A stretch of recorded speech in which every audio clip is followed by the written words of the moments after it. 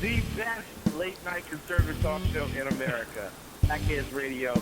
And listen, there are no people better on the air to give you the best in conservative talk than Sackhead Sean and Sackhead Clint. And we're working on the immigration papers for a certain other guy who happens to work here, too. For those who are tuning in around the world to the best late-night conservative talk, Sackheads Radio. Hack news. Hack news. Radio. Hack news. Hack news. Radio. Sack.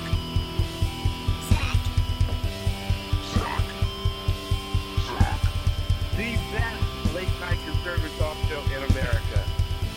In America. In America. And in this web was a large, I'm pretty sure it was the biggest spider I've ever seen. And welcome to the Sackheads Radio Show. 4 days before Christmas 2016. Merry Christmas, everyone. Hope you're ready for the holiday. It's going to be a lovely one, I hope. Yeah. Hope you got all of your Christmas shopping done. What's Christmas shopping? Yeah, because of the traffic and whatnot. Oh, my Lord, talk about traffic. All right, let's talk about traffic. Amazon, baby. Oh, yeah. I am Amazon. I don't care, and this is one of those times where I oftentimes have to remove any sort of politics from certain ventures, because Amazon is so damn convenient in life. And you get used to it. Exactly. To be able to push a button and have it show up at the door 2 days later, it's hard to argue with that. You can't beat it. And when you have a busy life, which mine occasionally gets a little crazy. No, it's nothing's going on with you. When it happens, then it's amazingly convenient. Well, what it eliminates is the necessity to go from one store to get X, another store to get Y, and then, I need 2 pounds of Z, and you have to go over to store Z to get all that when you can go to Amazon or something else that's online. And if you're really nice, you're a member of, X, Y, and Z Prime, or whatever it is, boom, right there. No, there's still sometimes I like to go in and see a product before I buy it. Yes, exactly. But there's what I've started doing is going into these stores, seeing the product, and then immediately picking up my phone and ordering it on Amazon because it's usually cheaper, and it gets delivered right to my door. Yeah. And plus, I'm sure everybody has seen all the various Amazon lockers now that are at the front of various stores. That's all localized. You can order something, and next day it's there. You got whatever it is that you ordered. If it's not too big enough, it's not too big, then it goes right in the locker, and then boom. Get it? There it is. And as a capitalist, I applaud them wholeheartly. It's a great idea. For being brilliant.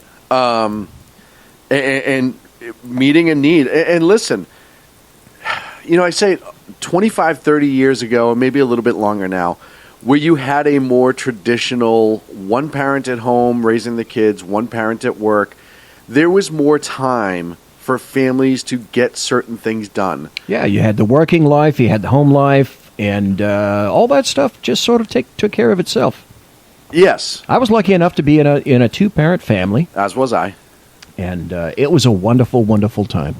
I agree. And Christmas, oh my God, as a kid. Oh, it's great, wasn't it? Oh, I had to. Did anybody else besides me, folks, ladies and gentlemen, boys and girls, children of all ages, people in chat, did you guys have 2 Christmases? I had 2 Christmases. I had Christmas in the morning, and then as kids, we'd just tear the paper off of everything, and then we had Christmas at evening at grandparents' house. Yeah, so we did too. And the aunts and uncles and whatnot, they'd go there and we'd watch TV at grandma's house. And we'd have more presents. We were very fortunate in that regard, where you had maybe even a couple. If you stopped at an aunt and uncle's, and depending on which aunt and uncle, that would happen too. Our Christmas mornings went like this, and I was the youngest, so I was trained and raised properly by the older siblings not to screw it up. Yeah, it's a system. Or Don't mess with it. You'd get beat. You'd wake up, and you couldn't get out of bed before 6, no matter what. I never understood why, and I'm not going to say the reason, but the reason has to do with gift placement, and sometimes Santa ran late. And if Santa was up late, then you wanted to respect that. And then you come downstairs, and my oldest siblings, and then I, as time went on, would make coffee for Dad. Really? My mom would make tea. Wow. And then you could wake them up, and the coffee and tea had to get done. And then they would sit there as the entire living room was torn into what looked like, a wrapping paper plant after an earthquake. Where you just get everything. I mean, and it was funny because, my dad was a working cop. My mom worked full-time later on in life. She worked part-time when I was younger, and then as I got to school and everything, she went more full-time. She probably worked full-time around the schedules, and I just didn't realize how much she worked at the time. But she worked at a couple different places. But we didn't have a lot of money at all growing up. Yeah, but you didn't know that, though. Didn't know that. And you couldn't have cared less. Well, we did know it to a point. We'd get the second hand shoes and clothes and all that. We knew we'd go shop at a store called Caldor, which, was that less than Kohl's is, where everything's like 2 seasons old and all that other stuff. But it didn't really matter because you just didn't know any better. But come Christmas time, we were and I never understood how my parents and Santa, for the children listening, did that. Right. I never understood how they did that, and it's pretty impressive that they would save and do all these things and squirrel money away, and the things that they would go without in order for us to have a great Christmas. You appreciate that as you get older, and especially when you have children or nieces and nephews. It was just an amazing thing, and it was the one day that I can remember there was never a bad thing going on. Not that my house was chaos in a bad way, but somebody was always hurt, or the kids were always fighting, or Dad had to work late, or Mom had to work late, or blah blah blah blah. All that other stuff. This was the one day that I can remember. Like, everyone got along, everyone was having a great time. Like you said, you'd go to we'd stop through a couple cousins, and Daryl remembers Caldor, is an East Coast guy right there. You go to the cousin's house, aunts and uncles, and then everyone would go up to my grandparents, my father's parents, and the whole damn family was up there. The whole family, as we used to say. All the uncles, and we had 7 aunts and uncles, and all their kids, and everyone would converge on the house, and my grandmother would be cooking all day, and it was very stereotypical Christmas. It was in a great way. The thing that you just did. Let me ask this question of you and everybody else listening and people on the podcast, though. When you had Christmas, did you guys have Christmas like Christmas Eve? No. Or did you have Christmas Day? Well, I can remember growing up, we used to do Christmas Eve, you could get one gift depending on the situation. It didn't happen every year. Usually, and again, being the youngest, my parents were pretty worn down at that point. So, I was raised on autopilot. Hey, he'll take care of himself. Exactly. If you nagged enough, or if my Uncle Frank, because my Uncle Frank was my godfather, or is my godfather still, one of the greatest individuals I've ever met in my life is my Uncle Frank. But if my Uncle Frank came to drop his gift off early for some reason, I got to open that because Frank's gifts were always special. And Frank was just he still is a badass at 60-something years old. So I'd get to open that. So if you nagged enough or finagled enough, you'd get one gift on Christmas Eve, but we'd go to midnight mass on Christmas. As young as I can remember, we'd go to midnight mass, and we used to walk down to church, snowing or not, in your best clothes. Growing up in Boston, it snowed every once in a while on Christmas, and even if it wasn't snowing, it was cold as a witch's titty. How cool is that? Snow on Christmas is what you want. Yes. Oh no, as a child, that was everything. It's perfect. Jingle Bells. A little side story right here. If anyone wants to do any research on this, I'm accurate from the best of my knowledge. The song Jingle Bells was written about sleigh races they used to have on the street that I grew up on between the two cities. when the song Jingle Bells was written, it was because of those sleigh races. Horses and sleighs in the snow. Wow. And it's on Pleasant Street, turns into Salem Street, and the Malden-Medford line in Massachusetts. Also one of the oldest Thanksgiving Day games between Malden and Medford. But that's neither here nor there. So walk down to church, you do midnight mass. Depending on the priest, you might get out of there at 1 a.m. You might get out of there at 1:30. You might get out of there at 2. I never realized why Dad didn't have to go to midnight mass, and the rest of us had to, or tried to, until later in life, obviously, again. That was our way of getting us... He was busy. We were confined for an extended period of time. Right. And if you've never been to a Catholic Mass, you can still go. It's still going on. Probably the same original one Right. to this I think day. the one from 1953 is still going on. You can still go find it right now. To be fair, comedian Jim Gaffigan made that joke, not me, but I've always thought that was 100% true. If you got the young priest, it was a much more fun Mass. If you got a more traditional priest, then there was a lot of Latin. You can dial Eckham Spirit 220. Oh, yes. And there'll be no one there on the other line. But it was a great experience, and when you went to church, I went to the Immaculate Conception. You knew everybody there, so it wasn't just to go to church; it was to see everybody on Christmas. That you're going to be with Christmas family all day, and you get to see your friends and maybe some extended family or really close family members. So, Christmas to me, and it is still my favorite time of the year, and it always will be because of my family. My siblings, my cousins, of course, my parents, my father who passed away some years ago. It was everything that was good in the world growing up. Even the family, I was fortunate that we were raised very close. With our cousins, our uncles, our siblings, we were raised that family was very important. And you looked forward to seeing all of them at Christmas and all the other holidays as well. I can remember the excitement when you take the right and go up to my grandparents' house. You had to climb this ginormous hill that was a driveway. That it was like my grandfather found the steepest hill he could to build the house on and just started. Nice. I would like to say that it was specifically for zombie defense, but I just think at the time it was just a affordable piece of land built on the side of a small mountain. But yeah, that's what Christmas was.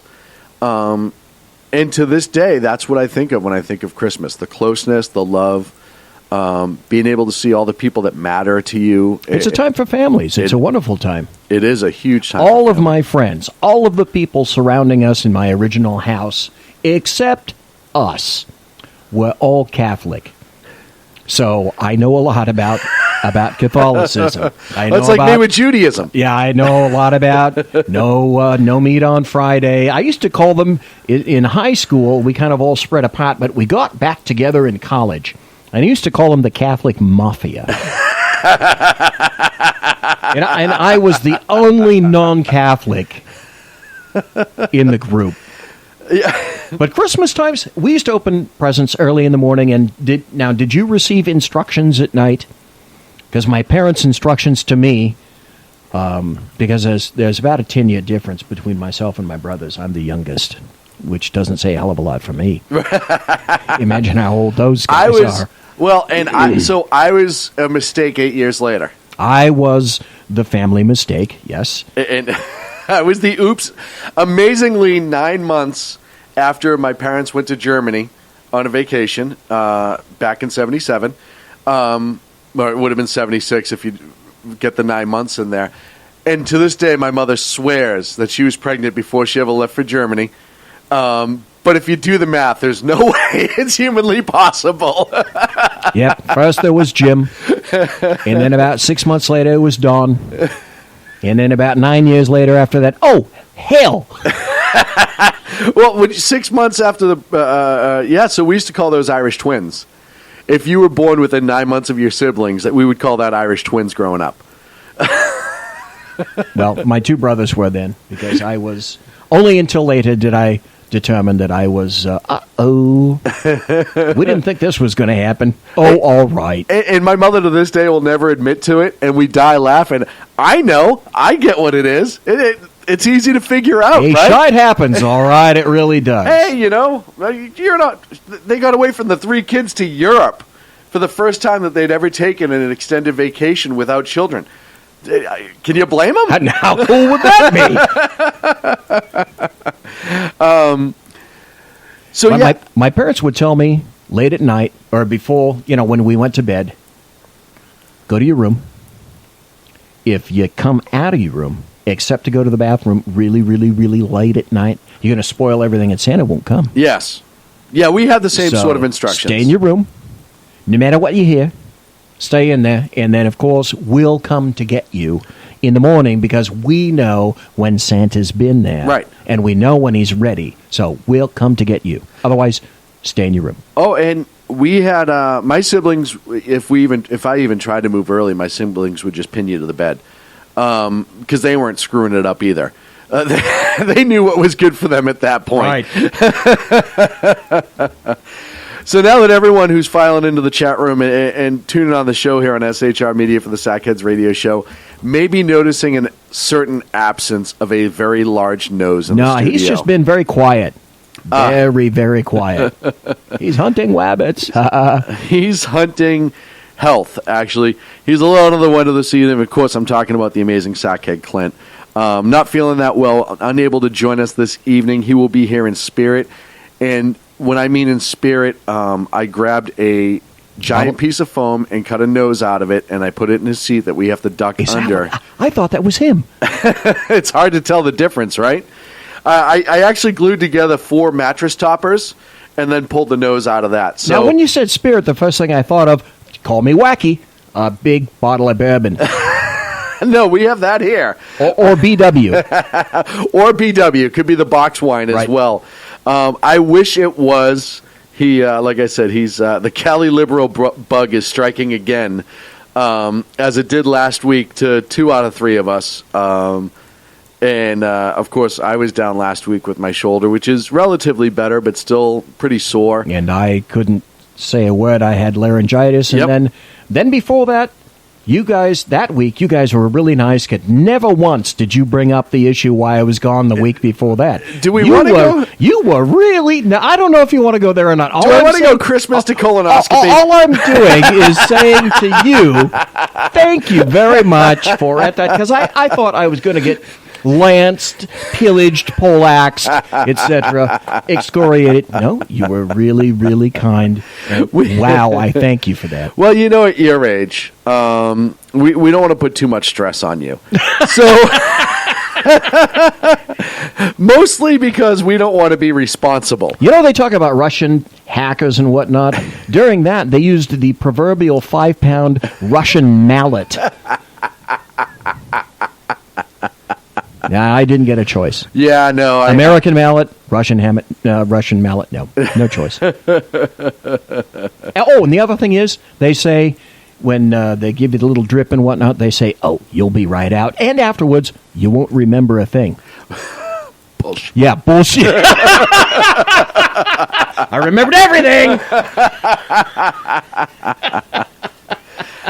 Oh, man. By the way, if you haven't been following, and like I said, I've been down for the last couple of weeks pretty rough, so I haven't been on social media like I usually am. I haven't been doing a lot of things, which I'm slowly eking back into. But if you're not following the Patriots Walk on Facebook and Twitter, Robert Rosenberry and Connor just still making the trek cross-country. I would tell you exactly where they were. They were just live, but I want you to go check them out on Facebook. I want you to go to facebook.com, search the Patriots Walk, or link them off of shrmedia.com. We do have the drop-down, which I will be updating the photo gallery in the next couple days. Where is he right now? I've been following I'm not telling anyone because I want them to go and check it out. I want them to go to his Facebook page or on Twitter and get the updates. I want you to follow him on Facebook. If you can, go to the GoFundMe page and add some cash in there, a couple bucks. It's Christmas, it's Spirit. Remember, these guys are walking from L.A. to D.C. for the country, to spread unity, to spread togetherness, to honor the memories of the fallen four in Benghazi.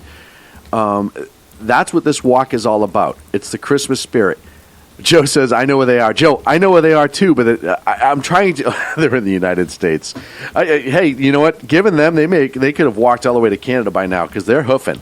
They're making some great time. Okay, so that tells me that's pretty much the answer to my next question, but he's not alone right now, right? He still has number two with him? He still has number two with them, and there's been some glorious people along the way who they've met, helped out with some food and shelter and stuff like that. They're still doing a good job. So go check it out. It's The Patriots Walk. Robert Rosendery is Rosendary. You can grab the name off of Facebook. If you just search The Patriots Walk on Facebook, you can't... okay, I'm gonna write it in here in chat. Robert Rosendery. Rosen... Dary. D-A-R-Y. And you know what? When we go into break, I'll just... I can link it because we have... Oh, yeah. Throw in a link. Links are active.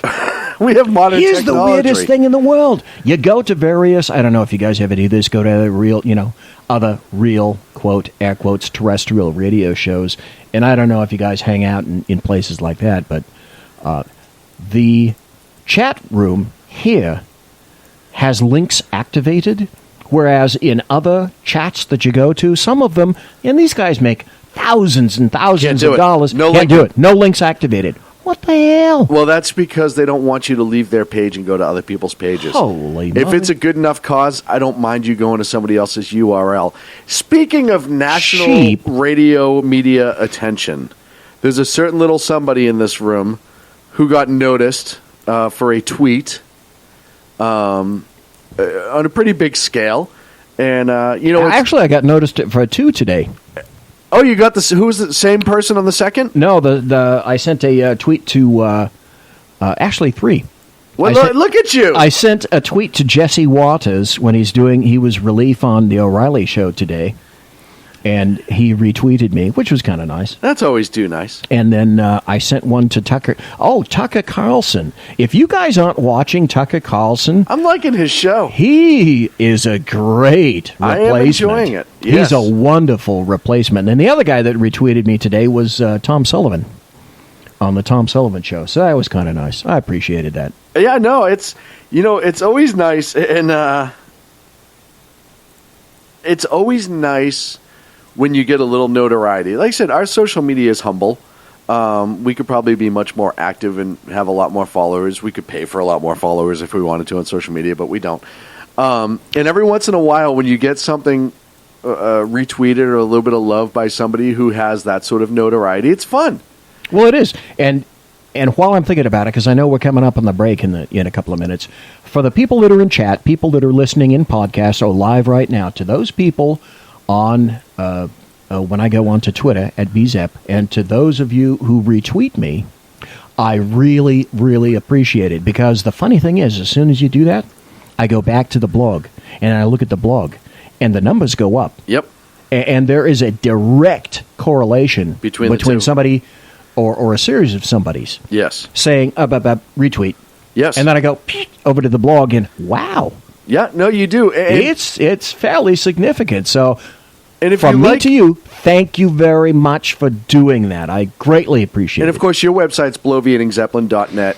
At BZEP is your Twitter handle. Of course, at Sackheads is our Twitter handle. Yep. But social media in general, Facebook, all that stuff. If you like what you're hearing and what you're reading, just please try to share and follow. We really appreciate it. Also, if you go to the Patriots Walk, just tell them the Sackheads sent you, because we are partnering with them. We're trying to do everything we can to help them out. We want them to know that we're sending them the love. I know it's really hard for Robert to get on the air and listen to us as he's walking cross country, but he does read the Facebook, and I want him to see that as well. So we're going to go into a break here very shortly. When we come back, BZ has a whole list of things. That's one thing I'm sad. I'm looking forward greatly to 2017. I'm really sad about 2016, because in 2016, that wasn't shite that happened. So I'm hoping that 17 is going to be just a little bit more exciting than 2016. Just slightly. Actually, I'm going to go the opposite way with that. If we could just slow down a little bit in 2017, I would be eternally grateful. It's one of those things where if I could tell everybody all the stuff that you've gone through in the past 3-4 months in 2016, I think it's amazing that you're here on Wednesdays. Yeah, let's just say you've been busy. And that's since July. Since you've come on board with us, has that really been the case? Hopefully, it'll stop some decade. Right. We're up against a break.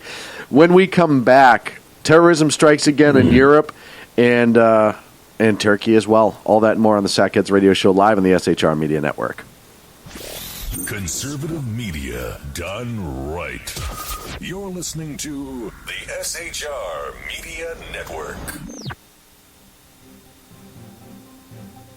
Breaking news. According to the latest report coming out of SHR Media, a merchandise store to support both the Reaver of Common Sense and SHR Media has just been unleashed to the general public. Be forewarned that this site can be contagious and numerous items can be purchased to support the best news programming. Go to Reaver.one website and click on the store link to check out the merchandise.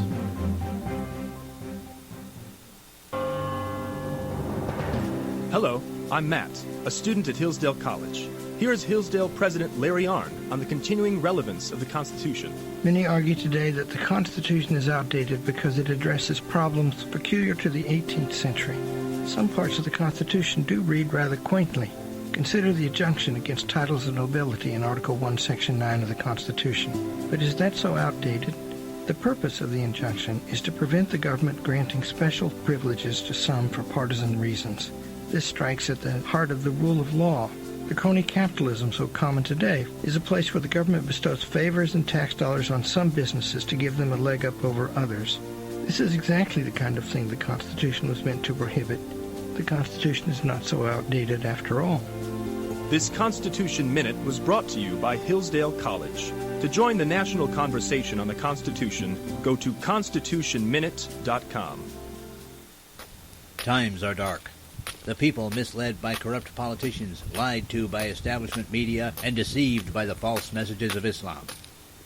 A nation in confusion needs a guide. It needs a man with a cane. I'm Dave Milner. Join me on Spreaker, SHR Media, High Plains Talk Radio, Live Rebooting Liberty, and YouTube for a unique brand of commentary on the unpleasant blind guide. Because truth is not always pleasant. In a world controlled by corrupt politicians. You got a business. You didn't build that. A team of ordinary men emerge from the ashes to give voice to the voiceless and hope to the hopeless. Sackhead Sean. Dude, I'm not saying Cap was stupid, bro. Sackhead Clint. All good friends of ours usually show up drunk. Also starring Sacco as the producer. I'm a little bit drunk, 'cause I'm drinking. They are the Sackheads Radio Show. Every Wednesday at 8 p.m. Pacific on SHRmedia.com.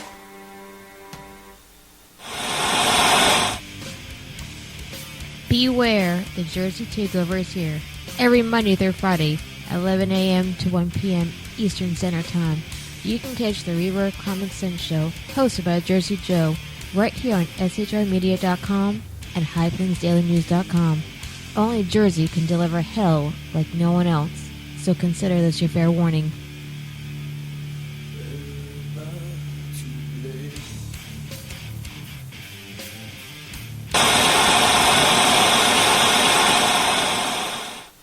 Conservative media done right. You're listening to the SHR Media Network. Welcome back to the Sackheads Radio Show live on the SHR Media Network. Sans a certain Sackhead Clint. Again. And Merry Christmas to all. Because it's the most wonderful time of the year. It is the most wonderful time of the year. And you know that global warming, it's just making everything, isn't it? Is it just me or is it just a bit cooler? It has to be global warming. Yes. Yes, it has to be global warming. Anthropogenic, as they say, global warming. Speaking of which, this just came into my brain housing group. Oh, no. This just in. If, ladies and gentlemen, you haven't heard Jeff Dunetz, and I kicked out some tweets earlier today, he had Mark, and I can't think of the guy's name, his last name begins with an M, and he's the editor of Climate Depot. Yes. And I heard him live, and I'm also going to hear it on the podcast. If you haven't heard Jeff's interview with the editor-in-chief Mark Morano of Climate Depot, this interview that Jeff had was superior. So go into Sackheads and look up the archives. SHR Media, it's right on. It's one of the first posts on SHR Media right now. Look in the archives. Click on that podcast from Jeff Dunetz today. It occurred today, so look for the 21st. It's great. Yes. Absolutely great. Jeff has such a fun show, and I know you've been a guest on it a couple times. Jeff's a riot. He's one. Of course, he writes the Lid. And he's the editor-in-chief, and he just has such an awesome show that if you haven't checked him out, you really need to. It's a great show. As all the other shows on the SHR Media Network, before all of our other hosts start yelling at me for not mentioning their shows, of course, Jersey Joe, Pastor Shannon and Mike, Dan... But I forget how to pronounce his last name. It's French, I think. Boucher. Boucher, that's Boucher, correct. French. Boucher, that's right. And of course, the exceptional one himself, Kevin Clinton. And then starting up in January, the Berserk Bobcat Ballroom with the Bloviating Zeppelin, which will be starting in January. We did have to push it back, mostly because the check didn't clear. Well, right, yeah. That's I was hoping you wouldn't say something like that. Just keep it between us. Well, you know, it's public record, really. Unfortunately, as it's become all too common to report, there was another attack in Europe in which a truck was driven into a Christmas carnival festival outdoor market. And for those, he's changing his name to Danotino Bucciero. I think that's a great name, Danny. We should go for it. This is the reason you're the second best newsman in the business. I don't want to ask the obvious question. Yeah, trust me, you don't. Okay. I call him number 2 for a reason. So, you know... I can make a comment about that. I know you could. I'm not going I know you could. We've seen these truck attacks before. Well, we saw the one in Nice, but here's the big difference between the two. The other one in Nice was something like what you'd see in a cargo van, Yes. that kind of thing. This was a tractor-trailer. This one is a tractor-trailer rig, you know, what everybody calls the 12-wheel kind of big tractor-trailer thing. 18-wheelers. And it was at least twice as large as the one before, and they're listening quite carefully to Inspire Magazine and to Dabiq. Well, let's set this up a little bit on the attack for the people to kind of get up to speed. In Europe, specifically in Germany, around Christmas time, there are all of these street markets, Christmas markets. Right. Anyone who's spent any time over there at the holidays will tell you it is enormous. Because Father Christmas, German. That's really where St. Nicholas started, based on who you listen to, but the celebration of St. Nicholas started, I guess is the better way. And it is very, very prototypical Christmas. Everybody over there celebrates Christmas. It's a very un-German-like celebration of something, considering... Oh, it's beautiful. You look at the photographs, it's full of people, lights, celebration... a wonderful open air, beautiful time for everybody to be outside. And it's not just one of them, there are numerous. Right, they're all over the place. So, as they're on this street fair, the street is blocked off. A tractor-trailer, a Scania, which is like the most common truck over in Europe, jumps the barrier or jumps the sidewalk and plows into a group of people. The two suspects... There's at least 12 people dead as of my last check. I want to say there's 59 other injured, some of which are critical. ISIS is already claiming it. Yes. And we, like you said, we've seen this with Nice, France. Inspire magazine is telling them grabbing a truck is a lot. Stealing a truck, and the plates on this truck were out of Poland. It's funny how easy it is to cross over when you have no borders. That's not important right now. That's an issue for another day. The main suspect is a Tunisian man who had been detained by German authorities. His name is Anis Amri, 24 years old. Had been detained previously on a passport violation and allowed to go free by a judge. Is believed to be the driver, and a second individual that was detained was released. He was Pakistani, and for whatever reason, they thought that he was truly uninvolved. Right. Which who knows? I'm not there, so yeah. I can't really guess. But I also want to focus on the Christianity attack, if you will, that goes with this. Catholicism, Christianity, however you want to look at it. The Christmas attack. They knew damn well that these street fairs are Christmas fairs. They know that Christmas is directly related to Christianity, celebrating the birth of Jesus Christ. And this is a statement, and I've said this before, that when they have the opportunity to attack Christianity open, and as we've seen with ISIS and slaying Coptic Christians all over the Middle East and Christians in general, when they get inspired and they are a radical Islamic terrorist, Christians, Jews are the number one target. And I wholly believe that part of the planning of this was because of what the celebration was for. It's the celebration and the fact that it's still a free country and it's a target-rich environment. Yes. The BBC headline, Berlin attack, so-called Islamic State claims responsibility. That's a headline from the BBC. Thanks, Dan. Danny Butcher. And this is my issue with this. I am all for waiting for the facts to come out. The first, when I first saw this on the news, I legitimately said it could have been an accident until I found out that the street was cordoned off, that somebody had fled from the scene, and somebody may have been shot and killed at the scene, which is still, from what I understand, I don't think they've changed that. I haven't heard any update. The initial reports is that German police did fire and engage one suspect who was dead at the scene, and a second suspect had fled, which is where the Pakistani man that was detained came into play, and he was since released. Then I immediately said, okay, now we're looking at a Nice situation, because there, as much as I hate to jump right to terrorism, you're leading into where I'm going to go, and I call it Beezy's axiom.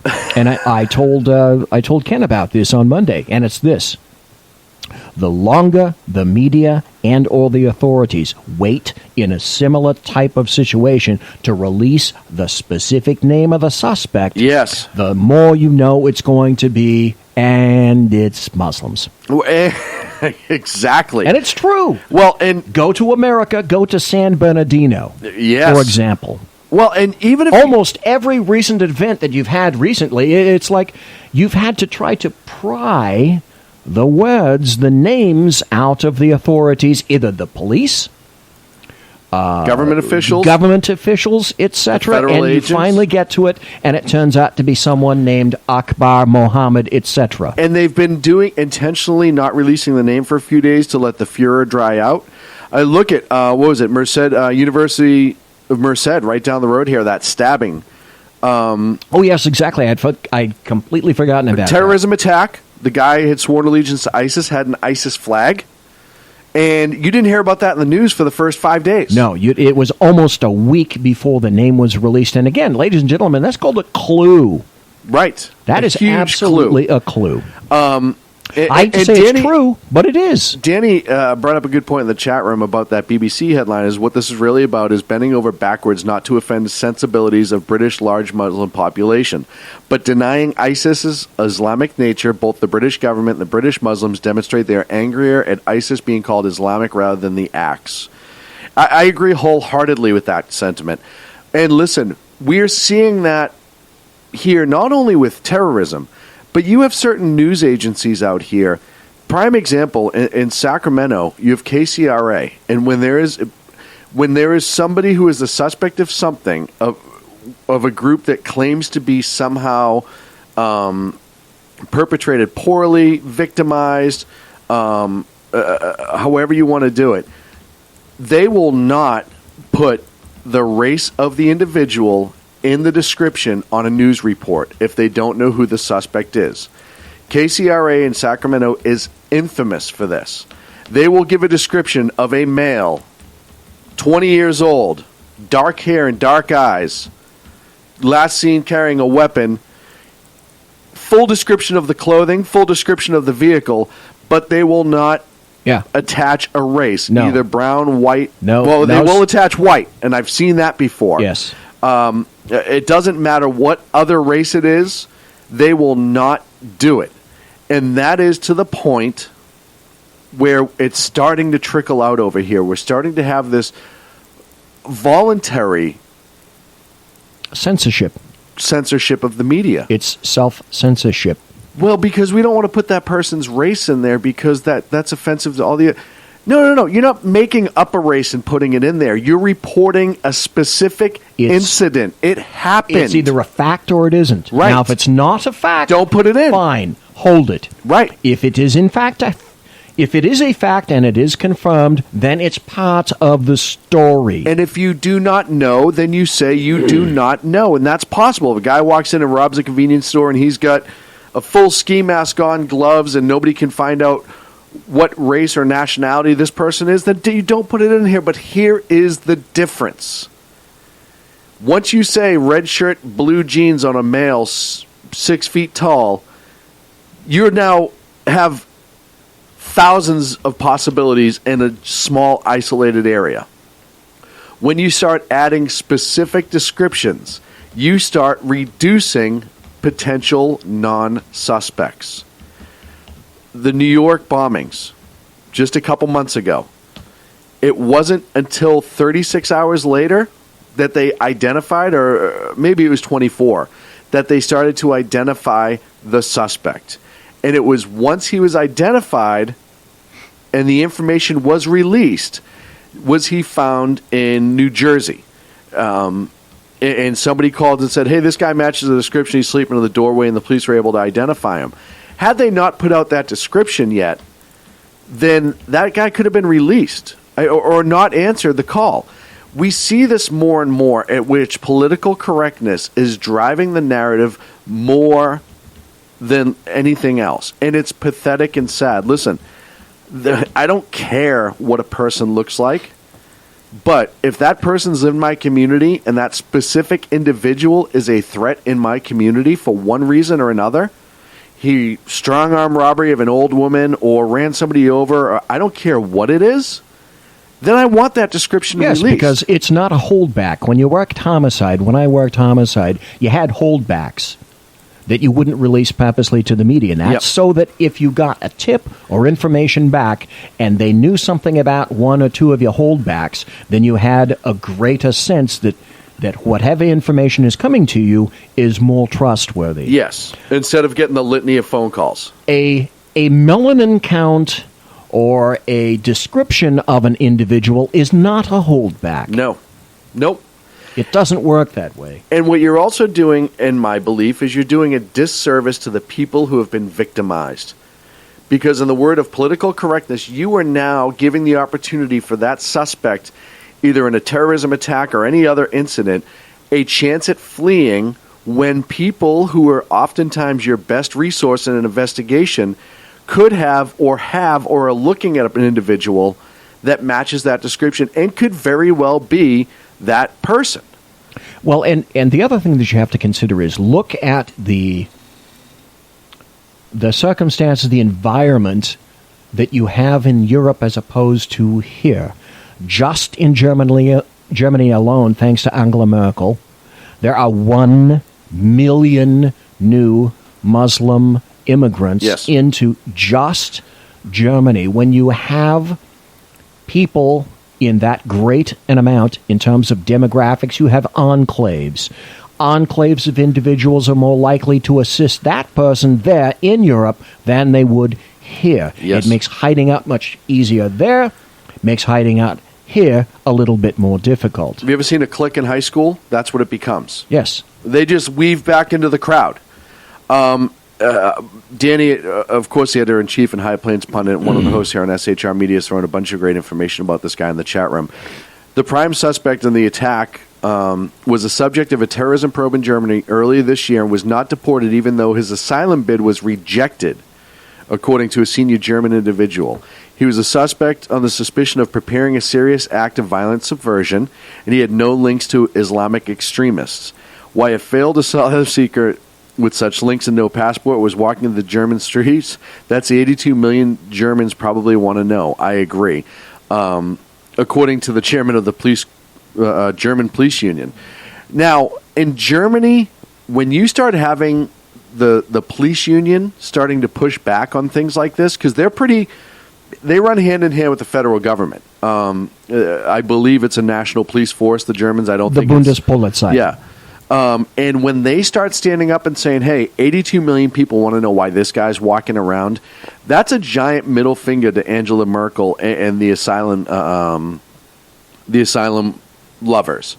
Well, here's the other thing. He was investigated, I should say, for preparing a serious crime endangering national safety involving the funding and the purchase of automatic weapons for use in a terror attack. That's fact. He had multiple identity documents with 6 different aliases under 3 nationalities and a criminal record in Italy and Tunisia. Tunisia, of course, you would expect. Italy, that's also a red flag. He spent 4 years in an Italian prison before traveling to Germany after an expulsion order expired. Wow. German authorities knew of this, and he's still out. The murderer, the illegal Mexican immigrant, the murderer of Katie Steinle in San Francisco. Right down the road. Was deported from the United States 5 separate times. Well, and this guy... and the SFSO at the time, Sheriff Russ Murakami, refused to cooperate with the feds on that issue and wonders why he's getting his arse sued. And potentially criminal charges at some point. Yes. There's a huge clash coming between sanctuary cities and the state of California and the federal government. Oh, yeah. It's going to get ugly, coming. I hope. Danny's throwing great information in the chat room. Authorities knew that Omri had interacted with a gentleman by the name of Abu Wallah, a 32-year-old Iraqi descent, arrested in November on charges of recruiting and sending fighters from Germany to the Islamic State. So, listen, all the indicators were there on this guy. And when we've talked about... You either want to see it or you don't. Well, and we've talked about this on Sackheads for a long time now. One of the plans for ISIS and terrorists is to overwhelm your intelligence and your judicial system to the point that you cannot keep up with the amount of influx of leads, people, incidents, etc. We're seeing this in Europe. We keep saying Europe's only a couple years ahead of us. You crash the system with all these new people who aren't known to you. You don't know anything about them. They can start recruiting. They can start actively creating cells. And because it is such a flash influx, a million asylum seekers, if you will, and I only call them that so I don't even know why, but a million refugees that show up, you're assuming that even if 3% of them are bad guys and the other 97 are true, and I'm just throwing a number out, That's thousands. That Yes. That translates to thousands. That now your intelligence community and your police force have to start acting upon. And what happens is you just don't have the manpower or woman power to stay actively ahead of these incidents, and they start popping up more and more. Look at the Bataclan shooting. Most of those guys should have been on a radar, and they weren't. Why? Because French authorities were being overwhelmed. If you look, all you have to do is search refugee camps Paris, and you can see the thousands of tents and all these other things that show up. Go, exactly. That's a perfect point. Go to Google and try to find photographs of what downtown... Ladies and gentlemen, if you've paid actual money to go to Paris these days, are you going to be disappointed? Shame you on may you. as well go to your local homeless camp and take a peek, because it's a lot cheaper to watch people shitting and pissing locally than it is to fly across the pond and see it in downtown Paris. But it's true.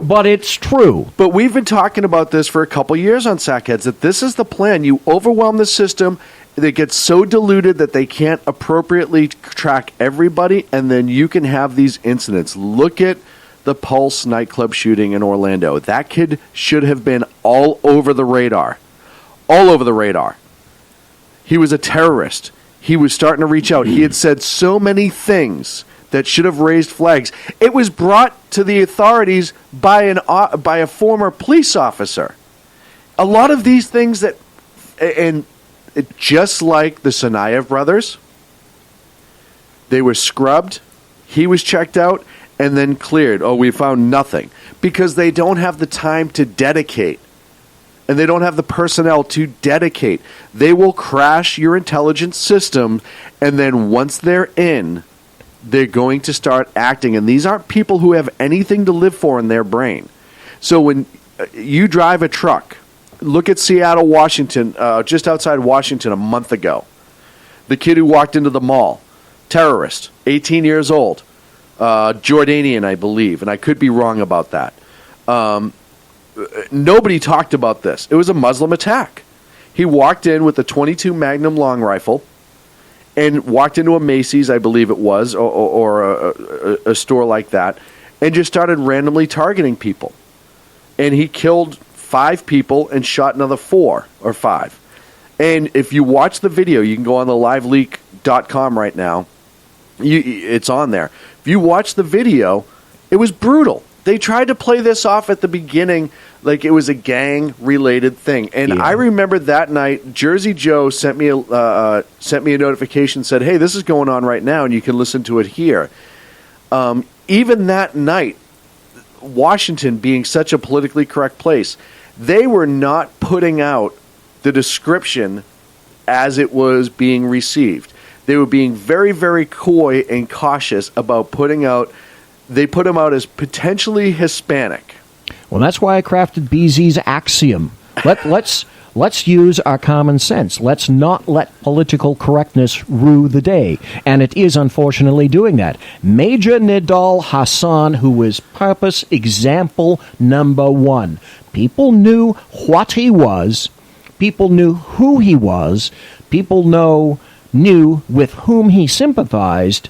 And yet they were afraid. It was a culture of fear created by political correctness.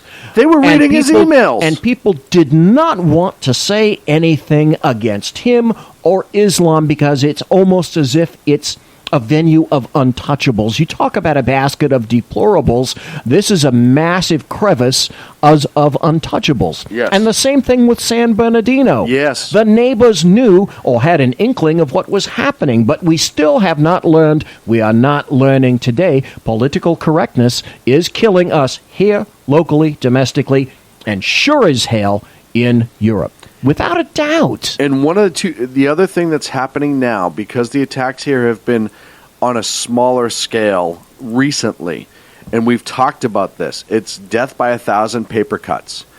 They know, and I've said this time and again, they know, and they've learned from Al-Qaeda's mistakes. 9/11 poked and woke the sleeping giant. They saw it. They saw their mistakes. Hey, you hit them on that scale, they are going to come in and wipe you out. And they saw our response to 9/11, and they saw how massive it was. And they've changed their tactics. You'll see they don't go after schools. A lot of schools are unprotected. College, not different. The Ohio attack, also a vehicle attack, was after adults at a school. They don't go after children, and they certainly don't go after any sort of nursing home, hospital, anything like that. Why? That will garner so much attention, and that will rage people in this country on a different level. It will get them emotionally involved. When somebody walks in to a mall and kills 3 or 4 people in a Macy's, or somebody drives over a couple people at Ohio State, or any of those attacks, even the Pulse nightclub shooting, and as tragic as it was because so many people died, because it was adults that were targeted, people in this country were upset for what, about a week? And then they got over it. By the end of that week... Well, because there was another one in the news almost immediately. Right. But by the end of that week, people had already changed face from these poor victims to... Why we can't blame all of Islam for this one attack. They became defending the word Islam versus defending the people that had died. And that is something that we're doing willingly. It's death by 1,000 paper cuts. They're going to do these small attacks because they know it's not shocking the conscience of the nation enough to demand a response, at least under this last administration. They know that. And they're using that against us. When they say it's a clash of civilizations, in my opinion, it is in fact a clash of civilizations in this fashion. Western civilization is constructed around identification. We have armies, navies, air forces. We have aircraft. We have all of these things. The Geneva Convention says we must fight conventionally. We must have all of our equipment identified and marked. We must wear uniforms. We have more than enough weaponry to take out nation states, entire nation states. Our mindset is not ready, although it's finally getting there, to combat the individual. Yep. Because all it takes is one individual now. You don't even need an AK. No. Al-Qaeda's Inspire magazine is, in fact, inspiring people to make truck vehicles and just run people down. You don't need an AK anymore. Nope. Get a big-ass truck. Yeah, and it's easy. Go to any truck stop on the interstate, and they're usually running. Yes, and all I have to do is look and read the Inspire magazine, and then ISIS has the beak. Yep. Absolutely. Absolutely. So it's an entirely different mindset. We can go in and wipe out nations, continents, if we wish. Mm-hmm. Try to get in and defeat someone who hides behind the skirts of women and children and mosques and buildings and hospitals. Correctness. And political correctness. Yes, that's them. And then we cower behind political correctness. Well, we hide them behind political correctness. That's the worst part. We don't cower behind it per se. We don't, but this country champions political correctness. But while they're doing that, it provides even more cover for these individuals. And Mr. Darryl Graham, who's a new listener to us, I believe, and he's in our chat room, and we welcome you, sir. You bet. Great to see you. But going back to the Pulse nightclub shooting, they even blamed the intolerance of gays on the attack, and they also blamed gays for the attack on some levels as well. So it's amazing who they will step on to protect. Well, yeah, that's just insanity writ large, because as anyone listening, you, me, etc., know, the first people to be annihilated under any kind of Muslim rule will be those who are liberal. Mm-hmm. They're the worst ones. They don't even know it. It's amazing. There's a reason that gays are thrown off the roofs in the Middle East. You will defend the very hand that is beating you. We're up against a break. It's like a domestic violence victim. It's absolutely amazing. We're up against a break. I'm sorry. Yeah. When we come back, Oh, the Electoral College. We have a whole list of things that we're not going to get to. Priorities. You name it, we'll try to get to it. The fake Muslim woman. Oh, there's so many right here on the SHR Media Network. Stick around. No, really. Stick around this time. Conservative media done right. You're listening to the SHR Media Network. Breaking news. According to the latest report coming out of SHR Media, a merchandise store to support both the Reaver of Common Sense and SHR Media has just been unleashed to the general public. Be forewarned that this site can be contagious and numerous items can be purchased to support the best news programming. Go to Reaver.one website and click on the store link to check out the merchandise.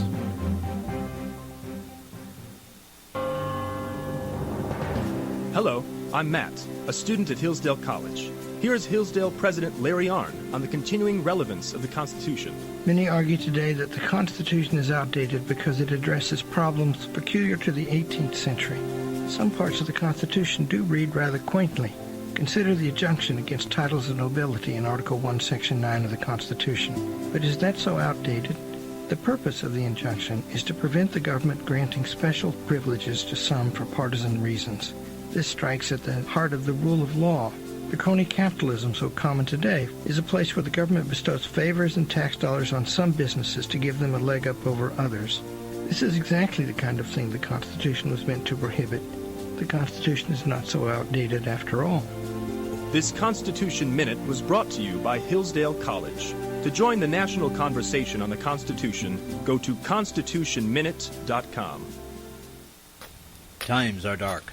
The people misled by corrupt politicians, lied to by establishment media, and deceived by the false messages of Islam. A nation in confusion needs a guide. It needs a man with a cane. I'm Dave Milner. Join me on Spreaker, SHR Media, High Plains Talk Radio, Live Rebooting Liberty, and YouTube for a unique brand of commentary on the unpleasant blind guide. Because truth is not always pleasant. In a world controlled by corrupt politicians, You got a business. That you didn't build that. a team of ordinary men emerge from the ashes to give voice to the voiceless and hope to the hopeless. Sackhead Sean. Dude, I'm not saying Cap was stupid, bro. Sackhead Clint. All good friends of ours usually show up drunk. Also starring Sacco as the producer. I'm a little bit drunk, I'm a little bit drunk, 'cause I'm drinking. They are the Sackheads Radio Show. Every Wednesday at 8 p.m. Pacific on SHRmedia.com.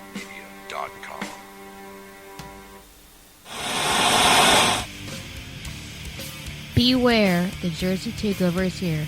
Every Monday through Friday, 11 a.m. to 1 p.m. Eastern Standard Time. You can catch the Reaver of Common Sense Show, hosted by Jersey Joe, right here on SHRmedia.com and HighPlainsDailyNews.com. Only Jersey can deliver hell like no one else, so consider this your fair warning.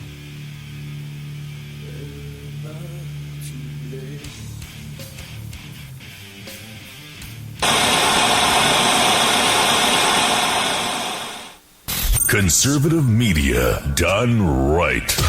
You're listening to the SHR Media Network. And welcome back to the Sackheads Radio Show, live on the SHR Media Network. The official Happy Days Christmas show, where we're going to now talk about things that are not quite so happy. Ladies and gentlemen, I have a homework assignment for you. You may or may not recall the movie Michael Collins with Liam Neeson in it. That wasn't quite accurate. You could say now that Michael Collins, for those of you who don't know, some people say that he was the father of the Irish Republic, that he's an honored hero. And in the counterterrorism field, because I had to write a white paper for my department about basically the father of recent terrorism, is an Irishman by the name of Michael Collins that most people have not heard. He was an Irish separatist and wanted to break with the UK. So basically, as an honored hero in the world of counterterrorism, he's viewed as the father, basically, of modern-day terrorist tactics. And all the tactics that he took and used from, I guess you call it, from an analytical viewpoint, Michael Collins was absolutely critical in the advancement of modern terrorism and insurgency organizations. So, if you haven't done it already, if you want to read something, read about Michael Collins, because it is from him that European terrorism basically emerged and then branched out into the IRA, for example. And then the Middle Eastern organizations picked that up also. And essentially what he knew and discovered, and his tactics proved correct, was that one extremely motivated individual can hold essentially a massive government at bay with the right tactics and strategy. Read about Michael Collins. And that is your homework assignment. That's your homework from the assignment. Bloviating Zeppelin here on the Professor BZ. And I'm not even underground either. Though you look very much alike.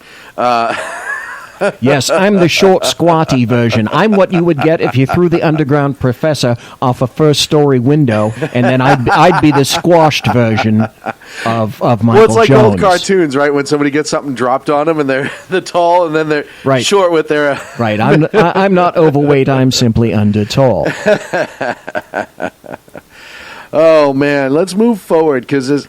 What do you want to talk about? There's so much stuff that's there that's occurred. It's like... Jersey Joe wants to know whose homework he can copy off of. Now that's funny!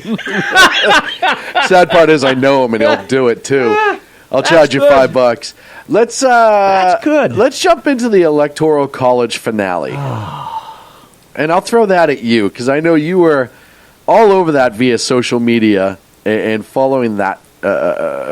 First of all, one of the things that this election has done, I don't ever remember anybody caring as much about the day that the Electoral College shows up and casts their votes officially until this election. Until now, right. I certainly don't remember electoral voters or college voters being threatened and harassed about who they're going to vote for. Now, that's simply insanity writ large, where it's all stepped off. Now, of course, everybody knows that basically the impetus behind this occurred in Bush and Gore, where the hanging chads, etc., and the suits that occurred in Florida, where, in fact, Bush took the Electoral College.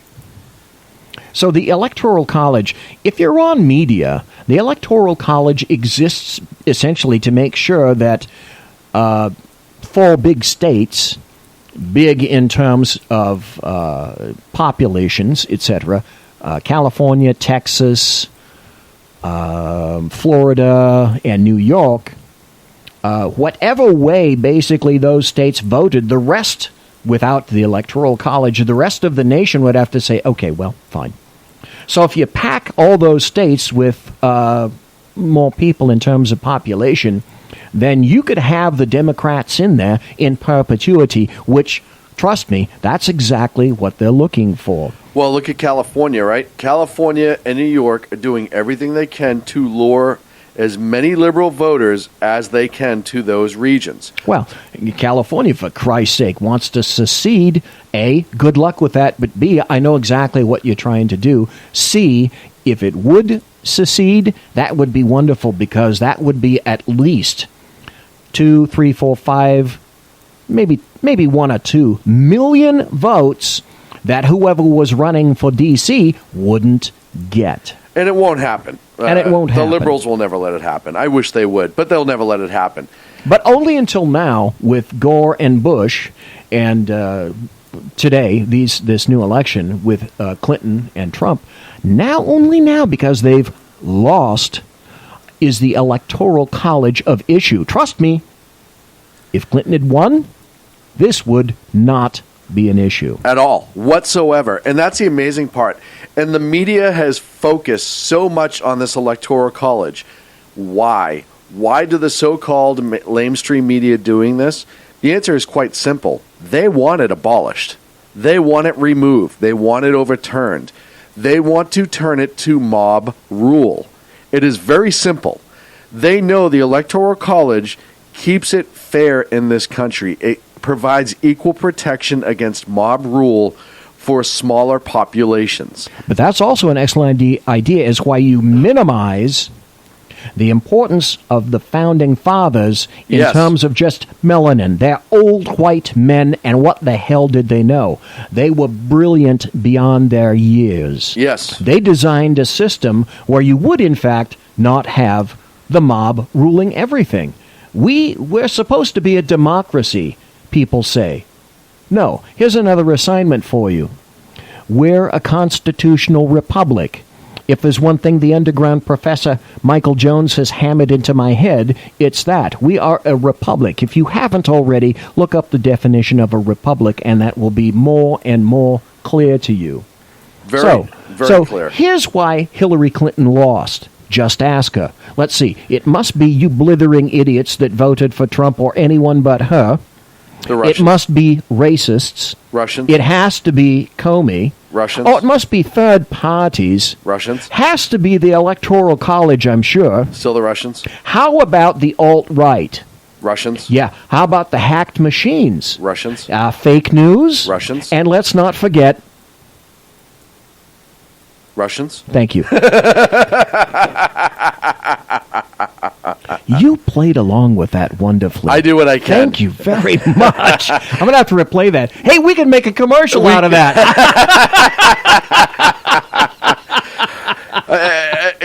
Ken brought up a really good point.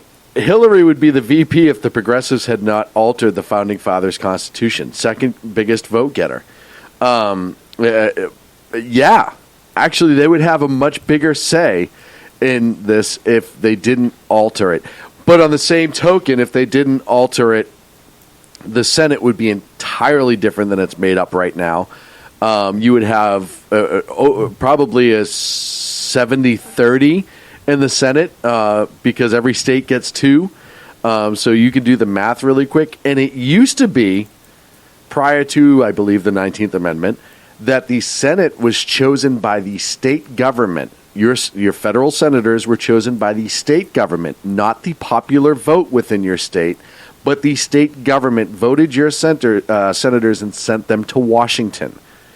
They needed to change that because the mob rule was easier to subvert than people protecting the interest of state rights. They knew that state legislatures, even the more liberal-leaning ones, would be more likely to protect states' rights and send somebody there to do so. So they got rid of that as well. What do we see now? We have a Senate that's always almost 50-50, and people say, oh, that's great, blah, blah, blah, blah, blah. That's all well and good, but the Senate was never meant to be a direct election from voters. That's the House of Representatives. That's the people's house. They represent the people. The Senate represents the state interest. People forget that. Well, yes, it's exactly. All the big thoughts, the big ideas, the big bills, etc., were supposed to originally issue forth from the House of Representatives, and then it moves up to another chamber. Look, if you will, at bicameral legislatures. Ladies and gentlemen, you have to educate yourself about the way the U.S. government ideally works. Read the Constitution, read the Bill of Rights. For God's sake, get in there and read the Federalist Papers and know the Federalist numbers. They're all there, and it's a wonderful system. Tell me another system that works better than the one that we have here. Well, the one that we used to have here more so, again, going back to the 19th, in the states' right representation. So, what they're trying to do now is remove the Electoral College, which, as Danny Butcher from High Plains is pointing out in the chat room now, was huge. The founders placed a lot of trust in that college because it provided equal representation, once again, on a different level. If there's one thing that the founders did repeatedly, was push equal representation on many levels, right? You have the separation of the three, the executive, the legislative, and the judicial. Right. All to maintain balance. You have the Electoral College to maintain a balance. It's all a checks and balances system. It exists. Representative For that government. point, yes. For that exact reason. Originally, the state electing senators to maintain the balance and the power within the states versus the people living in those states. People don't realize that states' rights are huge and are trampled on all the time. Exactly. You just stole the words out of my mouth. Nobody cares about states' rights anymore. If they could, they'd remove complete states' rights and shove them up into the federal government in D.C.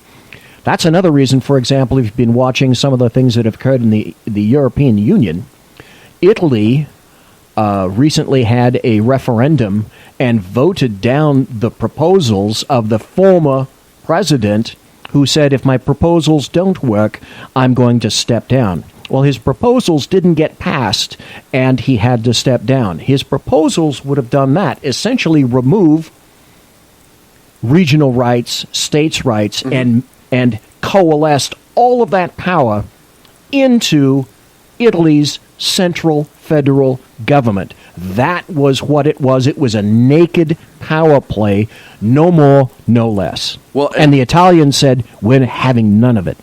And and we've seen that here. This whole push by the progressives since Wilson and beyond has been to remove the equal representation, turn it into mob rule, turn it into pervert what the founders had in mind, and you turn it around, and instead of expanding people's freedoms and states' freedoms, you now diminish them greatly under the guise of getting more out of it. It's a bait and switch, and we've seen that repeatedly, and them going after the Electoral College is another bait and switch. They're talking to all these little fucking snowflakes, pardon my French, who are protesting because that's not my president. First of all, can you imagine if I walked out after the first time that President Obama was elected and held a sign that said, that's not my president, what I would have been labeled as a white dude in this country? Oh, I would have been on every news station. I'd have been dead by now. Somebody would have put a bullet in me by now. I can almost guarantee it. Can I reveal a little bitty secret from my blog? Bloviatingzeppelin.net. Go ahead.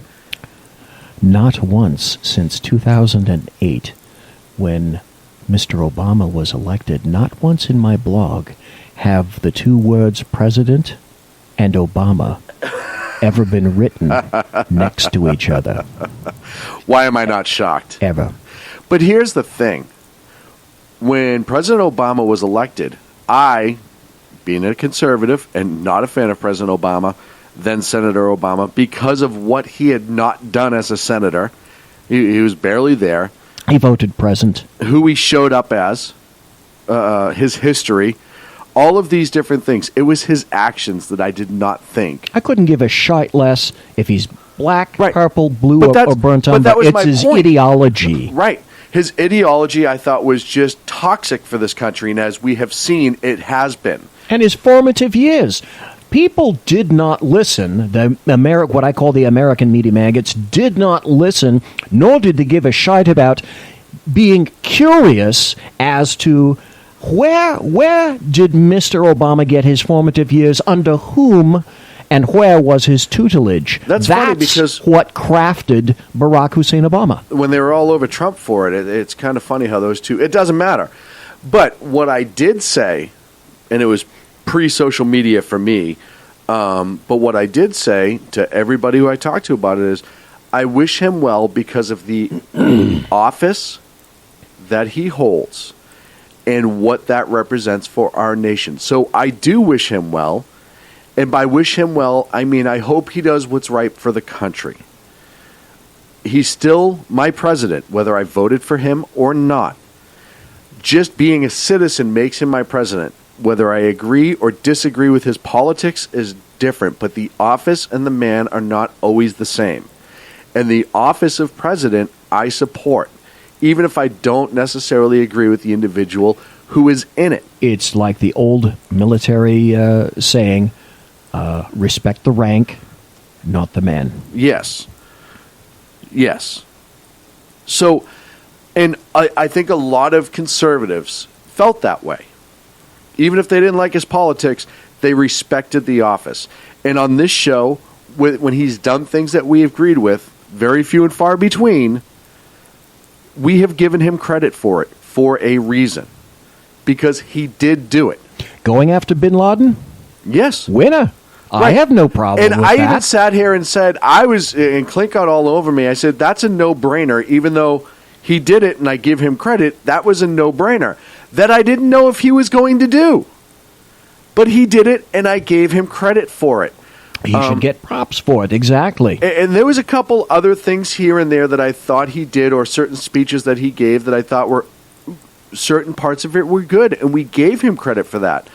One of his, I think his first State of the Union or second State of the Union, there was a couple of points that I can remember sitting in the old studio saying, hey, you know what, I don't necessarily disagree with that. The follow-through concerns me. And making sure that he actually followed through. And if I remember right, it's so far gone now, but if I remember right, he didn't follow through. Well, it's also like saying one idyllic thing and then completely doing the opposite, reverse. which is what he did a lot of. And that's when it got worse and worse and worse. But I never once said he's not my president. I never said it. I never once... I just never wrote those two words together. But truly, I never said he's not my president. Right. He is. Right. He is my president. And just like every other president that I've been alive for, I want him to succeed for the nation. Now, his version of succeeding and my version of succeeding may be a different scale. I believe in capitalism, freedom, all the rights that protect me as the individual. Oh, yes. Individual rights, property rights. Yes. All of those things I believe in. He doesn't necessarily believe in that. So that's where we disagree. And of course, obviously, we spent 8 years talking about all the things that he did that I didn't agree with. Obama freed the slaves for the Democratic plantation. We can give him credit for that, according to Ken. But, you know, for me, it was accept who he is.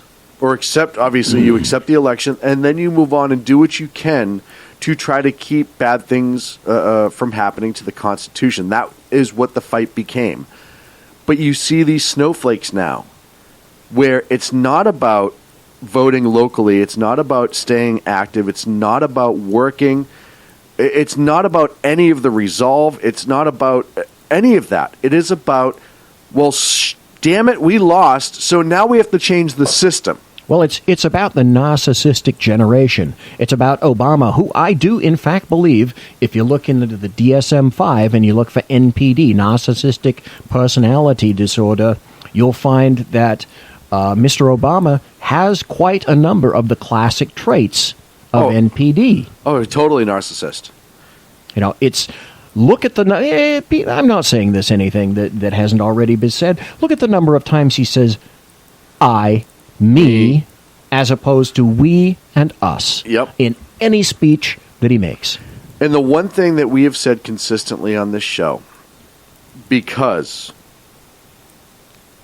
as much as we get angry about some things, we do separate some portions of it. You have to separate some politics. I've always said I thought he was a good father. I think he does. I don't doubt that in the slightest. I think that he, whether intentionally public or not, he made it out of his way to spend time with his girls through their formative years. And I don't care who you are as a president, and President Bush did it too. I don't care who you are as a president. That's a hard thing to do. Raise two teenagers while you're also trying to run a nation. Because, quite frankly, that's a completely alien and artificial environment. Yes, absolutely. And I also said that I think he's the type of guy that, though we may not agree, that I could sit and have a conversation with. And I don't think it would just be yelling. I think that he will engage you in why he believes everything he sells to a point. You just get out of my head, because I was just going to say exactly that. I truly believe he thinks he is completely correct. Yes. And he's doing it for the betterment of you and me. Right. I'm convinced he thinks that. I do too. I don't think he has, per se, an evil bone or an evil scheme. That's just the way he thinks. Right. His thought process is evil, but he's not necessarily intentionally evil, if that makes sense. Well, you just understood exactly what I said. Yep. And that's the point. He doesn't see himself in that fashion. Right. Nor do his followers as sycophants. No, they think they're Sorry, the second I used coming. the word sycophants. They think they're the second coming, That's that they're going to labeling. show us the light. I do want to close this segment out with a great quote from Danny Butcher. Regardless of how one feels about this particular result of our system produced this month, the Electoral College deserves to be defended against these assaults.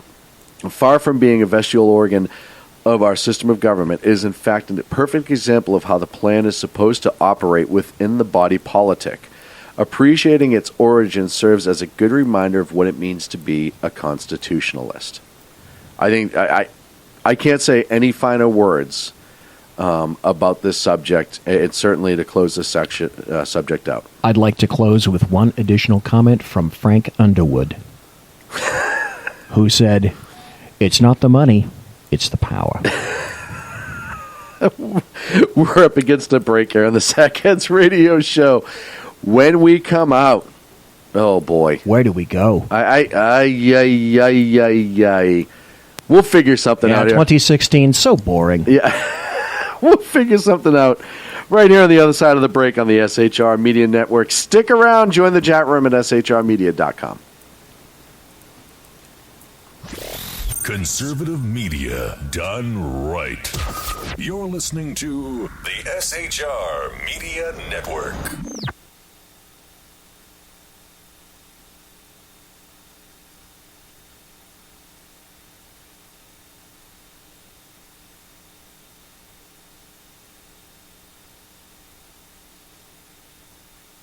Hey, it's Sean from the Sackheads Radio Show, also one of the owners here at the SHR Media Network. Are you opinionated? Have you ever wanted to do your own show? Have you ever heard somebody like the Sackheads and go, yeah, I could probably do that better? Well, now's your chance. Send me a 5-minute clip at sackheadsradio@gmail.com, and maybe you can be part of the SHR broadcasting team. sackheadsradio@gmail.com. Times are dark. The people are misled by corrupt politicians, lied to by establishment media, and deceived by the false messages of Islam. A nation looking for direction needs a guide. It needs a man with a cane. I'm Dave Milner. Join me on Spreaker, SHR Media, Pundit Press Radio, and YouTube through the SHR Media page for a different kind of commentary on the unpleasant blind guy. Because the truth is not always pleasant. In a world controlled by corrupt politicians, You got a business. You didn't build that. a team of ordinary men emerge from the ashes to give voice to the voiceless and hope to the hopeless. Sackhead Sean. Dude, I'm not saying capitalist, stupid, bro. Sackhead Clint. All good friends of ours usually show up drunk. Also starring Sacco as the producer. I'm a little bit drunk, 'cause I'm drinking. They are the Sackheads Radio Show. Every Wednesday at 8 p.m. Pacific on shrmedia.com. The bloviating Zeppelin. He's big-footed enough radio shows to last a lifetime, courtesy of Sean, Clint, Ken, and Jersey Joe. Now it's time for him to waddle on his own 2 feet via the glorious SHR Media. Gird thy loins for the bloviating Zeppelin's Berserk Bobcat Saloon. Coming soon to Ossicles near you. Excelsior. Conservative media done right. You're listening to the SHR Media Network. And welcome back to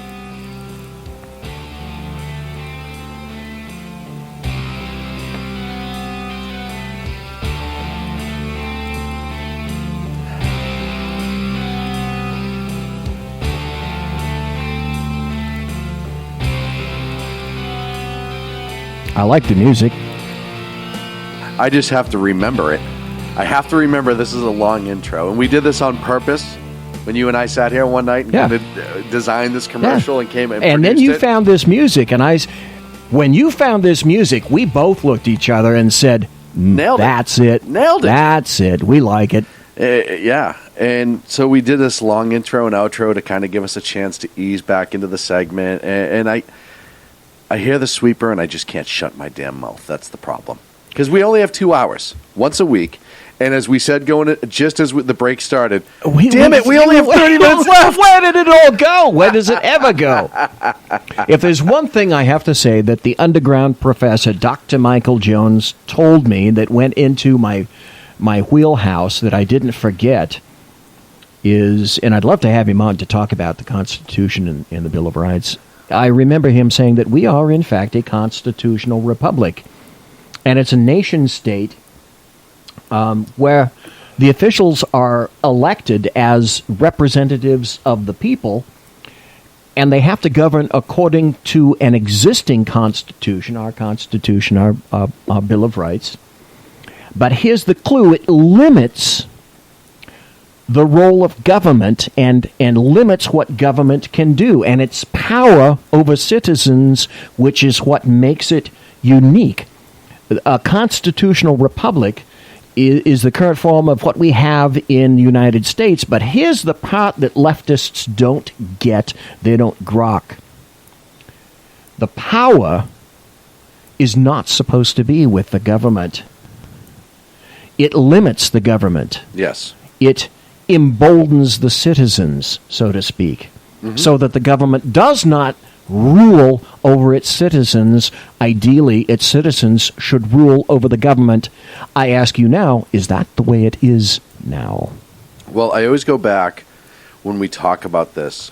The Pledge of Allegiance that Red Skelton did on his show years ago, the Red Skelton Show. I remember that.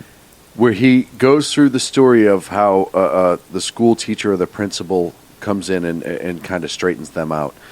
But part of his version of the Pledge of Allegiance, as he goes through each segment of it and each word and what it means, he gets to the word republic. And what his teacher said was a republic, a sovereign state in which power is invested into a representative chosen by the people to govern. And the government is the people. And it is from the people to the leaders, not the leaders to the people. Which is exactly the way leftists want it to be. And the Democrats want it to be now. And I'm going to put that in chat room, actually, right here, because it's one of my favorite videos that I watch, and I watch on a very regular basis, because of how much it hits home and how much is lost. And I'm actually going to put it on our Facebook, too, because while I'm putting it out there, I always think that this is just an amazing video, and the text comes along with it so you can truly understand it. But you see, that's the reason why you're seeing what you're seeing now in Europe, via Brexit, and in Donald Trump.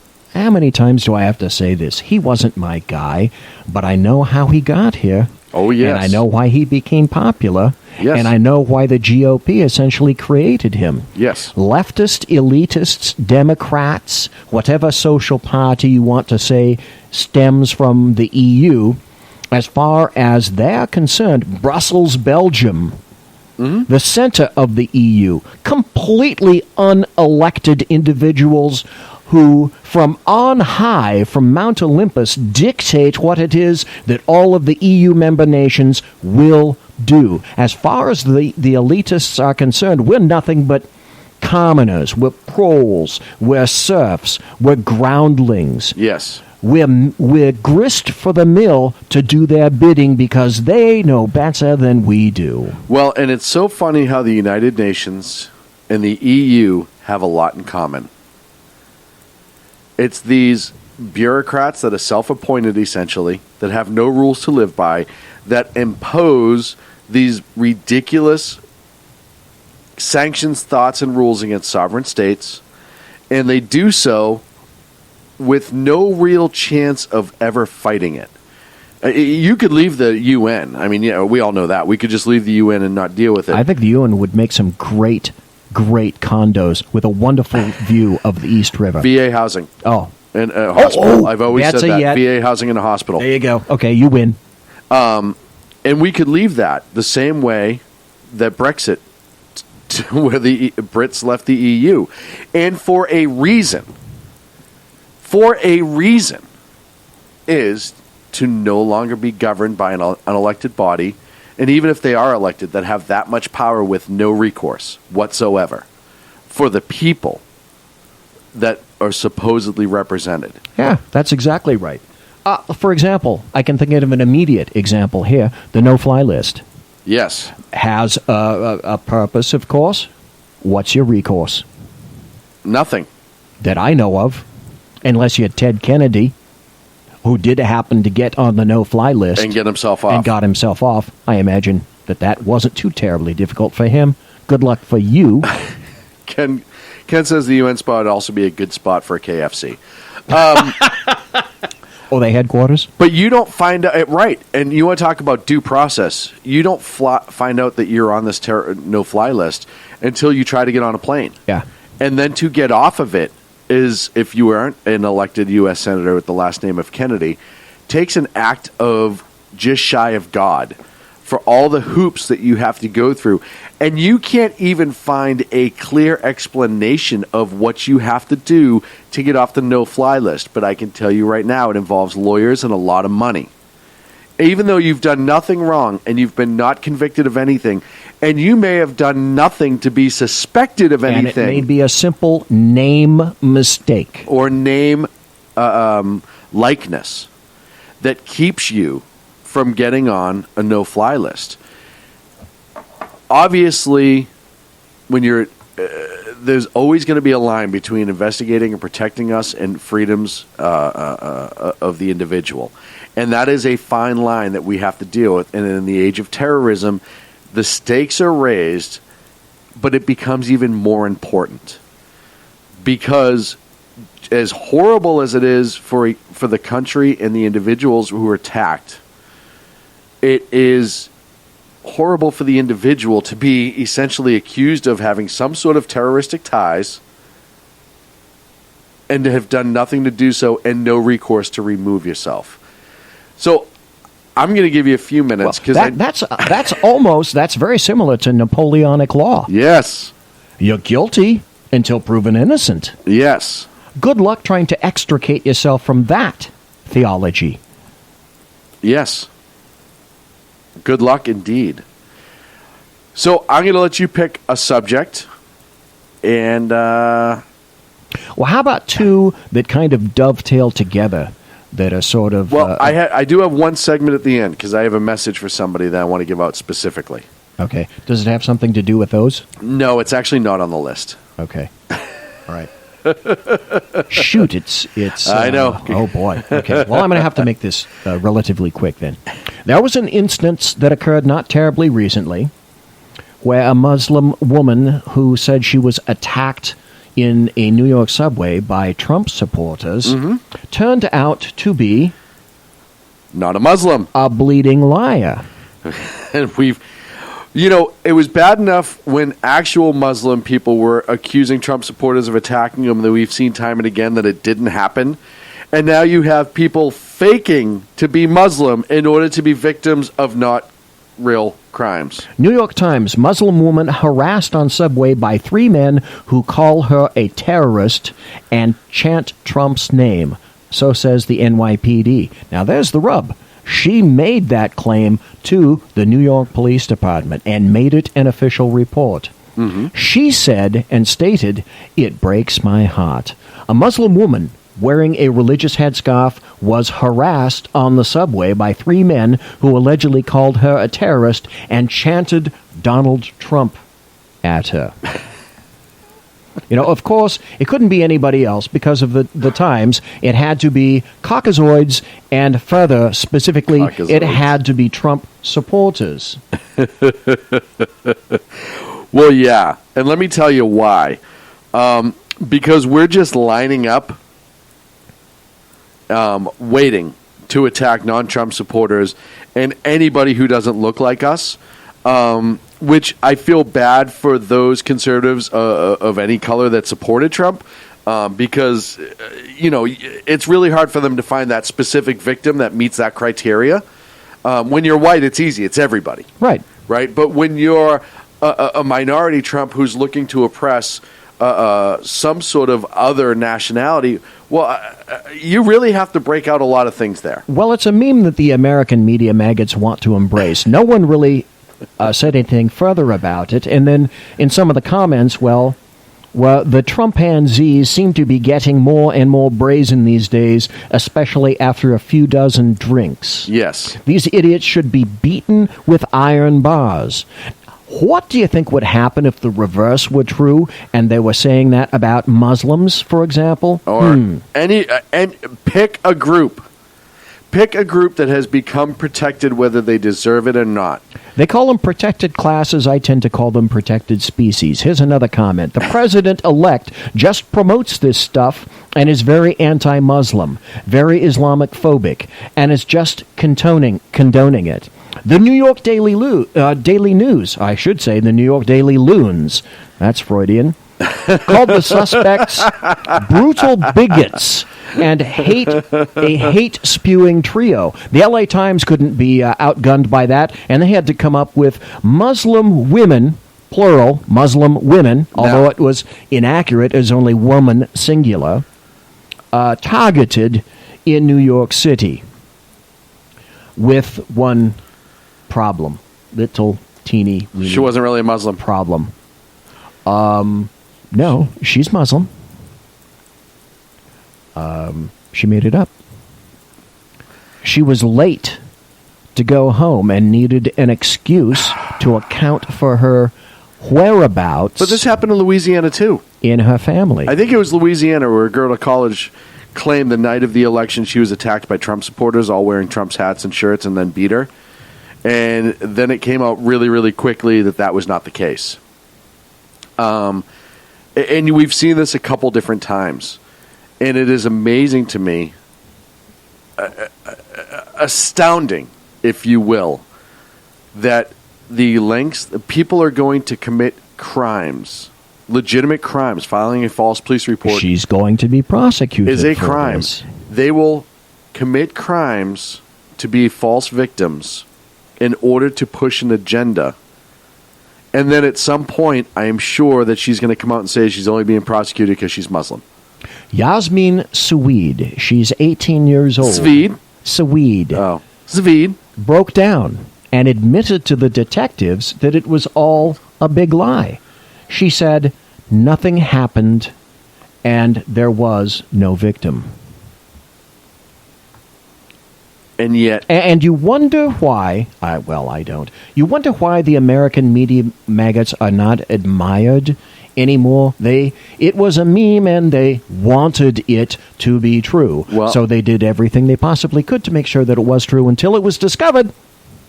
Look at how many times with active shooters, and they've gotten better about it, but look at how many times with active shooters that they've tried to push, or as we talked about earlier, terror attacks. They've tried to push this, we believe it to be a white Christian. The news, how many people on social media, all this other stuff, go right after it. And then when the description finally comes out 4 or 5 days later and you find out, hey, it wasn't a white Christian guy. It was a male and a female who walked into that government center in San Bernardino who were Muslim and pulled the trigger. Again, it meets an agenda. It meets a narrative. You know, it's no secret that 95 to 90%, 96% of the newsrooms throughout the United States are leftists. Mm-hmm. They specifically will not tell you, if you ever talk to anybody who's interviewed on a conservative radio show, none of them will admit that they're leftists. Oh, yeah. But this is part and parcel of the left trying to foment insurrection against Donald Trump because they hate him. It's not a matter of dislike him. It's a matter of they absolutely hate him. Let's go on to the story again because it's 9:48 here and I see that we're running out of time. Recently, a Mississippi church was burned and it was from here. A Mississippi man with a prior criminal record was arrested Wednesday in the burning of an African-American church in Louisiana that was spray-painted with the words, "Vote Trump." And the church's bishop said the man is a member of the congregation. Leftists so hate that Trump was done that they'll do again, continuing all of these things. I mean, the story is huge. You can continue to read the story, but the thing is this. You cry wolf so many times that no one is beginning to believe you anymore, and you should not be shocked when that becomes the standard result. And that's exactly what is occurring. Stand by to not be believed anymore. Don't jump on it. Don't jump on social media. Don't do any of that stuff. Just don't do it. Find out the system. Find out what it is and go from there. And understand that you're being sold a bill of goods. You're not being sold news. So the last couple minutes here, I want to talk a little bit about the movie Patriots Day that just opened. Patriots Day is a Mark Wahlberg film about the Boston Marathon bombings. Have you seen it, by the way? I have not. Is it out now? It's though? on my list. It is out, and I've heard that it's amazing. I heard that he did an unbelievable, great job at it. His character, from what I understand, is not a specific officer as much as a composition of a bunch of different officers and portions of different stories and stuff. They do have a lot of specific incidents with actual officers. The Watertown Police Lieutenant, who's played by J.K. Simmons. An excellent actor. Excellent actor. If you guys didn't see Whiplash with him, great movie. That was incredible acting. And he's just really, really good anyhow. But he plays a Watertown Police Lieutenant who is actually engaged in the shooting during the attacks. There's a lot of people into it. John Goodman plays the former police commissioner. They did a really good job with it, from what I'm being told, and I can't wait to see it. One thing they did omit, and I want to talk about this because it matters. We understand that there were 4 individuals that were killed during the bombings, countless others injured. We understand that MIT police officer Sean Collier was executed by the Tsarnaev brothers. And then the shootout in Watertown, in which MBTA police sergeant, or officer at the time, they promoted him, Dick Donahue, was injured to the point that his career ended. But there was also another police officer that was injured and died as a result of his injuries almost a year later. I did not hear of that. His name is Officer DJ Simmons. Dennis Simmons is his full name. He goes by DJ. He was injured when the pipe bomb exploded while he was working the marathon. He died. I'm sorry, not during the marathon. He was part of the response in Watertown, in which Dzhokhar and Tsarnaev is believed to have thrown one of the pipe bombs or kettle bombs that detonated near him. A year later, while he was working out at the Boston Police Academy gym, he suffered a fatal brain injury, aneurysm, and passed away. Because of the injury and the way it was, the state retirement board rewarded his family a line-of-duty death benefit, as the medical panel found that the aneurysm was most likely caused by his injuries during the bombing. Excellent. He was buried with full honors for an officer who was killed in the line of duty. Everybody not only hails him as a hero, but understands the fact that he died as a result of the marathon bombing. He's the 5th death in the initial bombing. A young man who served the city he grew up in, from what anybody who's ever met him said, he was an unbelievable cop and an unbelievable person, and he was there doing the right thing for the right reason. He loved to serve people. He loved to serve his city. He was one of those guys when the shooting started in Watertown. And folks, if you've never listened to the police radio tapes, go to YouTube and search Watertown police shootings. You can listen to the entire tape from the time that they dispatch MIT police to look for Sean Collier right through to the very, very end. You can listen to it, and it's about 18 hours. It's all there. From the time that they pull Yokar Zanayev out of the boat, all of that is there, and you can listen to it. But listen to the initial engagement between law enforcement and the Zanayev brothers in Watertown that evening. You can hear the explosions going off. You can hear the gunfire. DJ Simmons was one of those officers that responded to apprehend these individuals, knowing they were the marathon bombers and knowing everybody in that law enforcement community there knew that they killed Sean Collier at that point. They knew who they were going after, and he responded. As a result of his response, and if you listen to the tape, they weren't dispatched. When they found out Watertown, which is a small town just west of Boston, the entire Northeast was responding to help those officers out, including the City of Boston Police Department. They weren't waiting to be dispatched. They just started going. They knew who they were going after, and they knew they had to get them. As a result, as I said, Officer DJ Simmons passed away from the aneurysm. My message right now is to Mark Wahlberg. On the list of those who died during the marathon bombings, they omitted the name DJ Simmons on Patriots Day movie. They listed everybody else who had perished, including Officer Collier. They did not list DJ Simmons. Mark, you and I are from the same place. We went very different roads in life. You went with the good-looking, famous route, and I went with the chubby kind of radio show host route. Either way, we both come from the same area. I truly believe that you love your city, and I truly believe that you loved law enforcement. You were a kid who had your brushes with law enforcement as a young man and has turned your life around. He did, in fact. Both he and his brother. His brother, who produced Boston's Finest, which was a show about the Boston Police Department. Donnie Wahlberg. Donnie Wahlberg, and is a huge supporter of law enforcement. And Mark has been no different. He's always held law enforcement in high respect in his public life. He's done a very, very good job. He donates. He spends time. He really gives back to that community. I really think highly of Mark and Donnie Wahlberg for what they've done for the city of Boston in general and specifically law enforcement. They've shown them in a human light and making them people and showing you the dangers that they go through every day. I know that I don't think that he would intentionally omit DJ Simmons for any other reason than an oversight. Mark, from one Boston kid to another, you have a chance to change that. You have a chance to add him to any new reels that's coming out. You have a chance to make a statement to not only the city of Boston, but his family, who lost DJ to a terrorist attack, responding as a peace officer. You have that opportunity to do that. You have that opportunity to make this right. I believe in everything that you're doing. I'm glad you made this movie.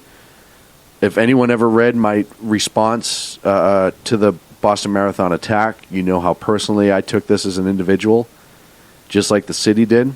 I'm sure you sat in horror as I did as they searched for these animals and they eventually caught one and killed the other. And it drove you to make this movie. Take it one step further. Right this wrong.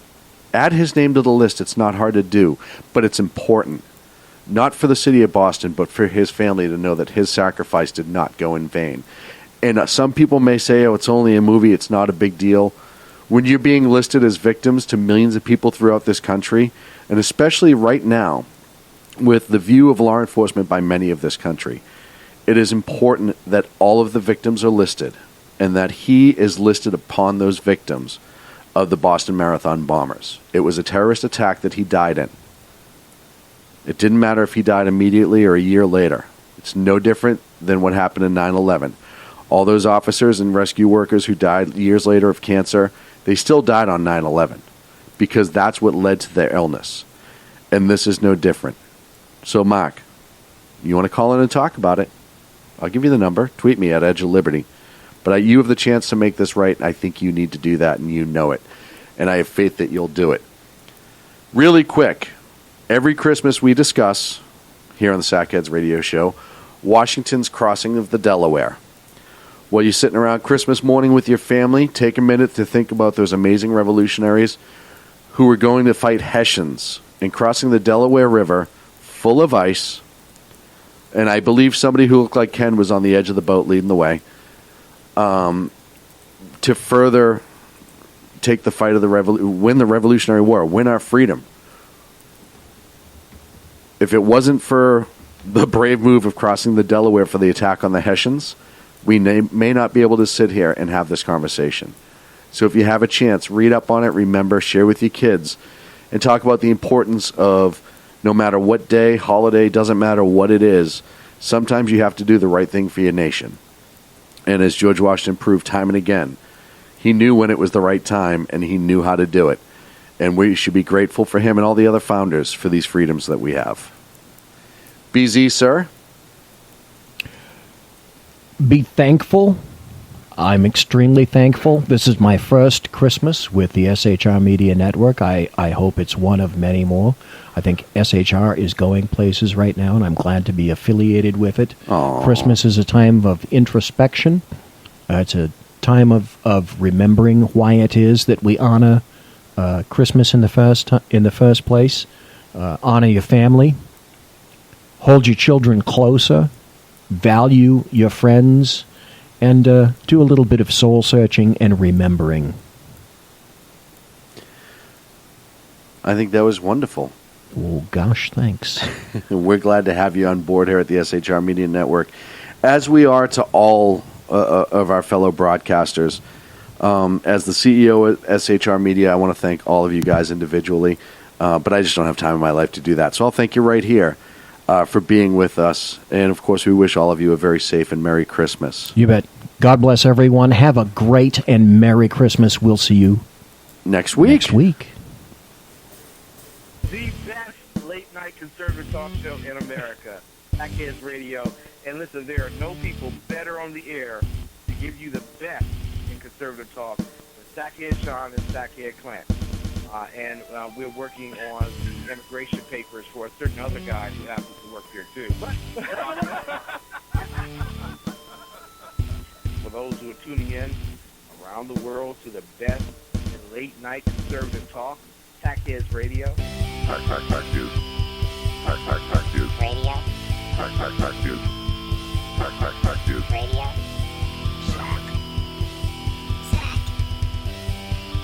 News. Radio. The best late-night conservative talk show in America. In America. In America. And in this web was a large, I'm pretty sure it was the biggest spider I've ever seen.